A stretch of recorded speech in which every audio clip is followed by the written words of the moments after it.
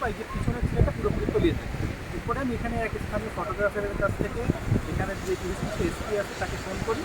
আমার ফোন করার দেখি যে ৫-৭ মিনিটের মধ্যে তিনি এসে দেখতে পাই যে তিনি তার কোর্স নিয়ে এখানে নেমে প্রচুর চেষ্টা করে, তার ভিতরে আন্তরিকতার কোনো কমতি ছিল না। কিন্তু আমি পর্যটক হিসেবে আমি বলতে চাই, যেহেতু কুয়াকাটা আমাদের দক্ষিণবঙ্গের একটা ঐতিহ্য, এখানে আমরা দক্ষিণবঙ্গের মানুষটাই বেশি আছি এবং বিশেষ করে কক্সবাজার আমাদের কাছে অনেক দূর হয়ে যায়, এই জন্য আমরা অবসর সময় কাটাতে কিন্তু কুয়াকাটা আসি। কিন্তু এখানে এসে দেখতে পাই যে এখানে যে প্রশাসন আছে, আইন শৃঙ্খলা সেটা কিন্তু খুবই দুর্বল।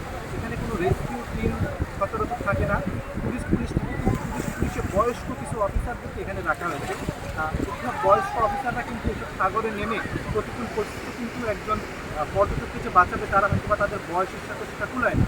এখানে যদি কিছু সক্ষম কিছু যারা চৌকস কিছু পুলিশ অফিসার যদি এখানে দেওয়া যায়, চৌকস রেস্কিউ টিম এখানে রাখা যায়, তাহলে কিন্তু আমাদের পর্যটকরা কিন্তু এখানে স্বাচ্ছন্দ্য বোধ করবো এবং পর্যটকরা এসে কিন্তু এভাবে নিখোঁজ হলে আমাদের কিন্তু আমরা বিতস্ত হই এবং এরপর থেকে কিন্তু আমি নিজেও কুয়াকাটা আসার আগে ভাববো যে আমি যদি তলিয়ে যাই সাগরে তখন আমাকে কে বাঁচাতে আসবে। আসলে পুলিশ যথেষ্ট আন্তরিক, কিন্তু তাদের সেই সক্ষমতাটা নেই যে তারা তাৎক্ষণিক উদ্ধার করবে। আমি এসে যখন দেখতে পেয়েছি অনেক বয়স্ক 2জন পুলিশ অফিসার তারা সাথে সাথে এসেছে, কিন্তু তারা এসেই এই সাগরের প্রতিকূল পরিবেশে তারা যুদ্ধ করে একজন পর্যটককে বাঁচানোর মতো শারীরিক সক্ষমতা তাদের নাই।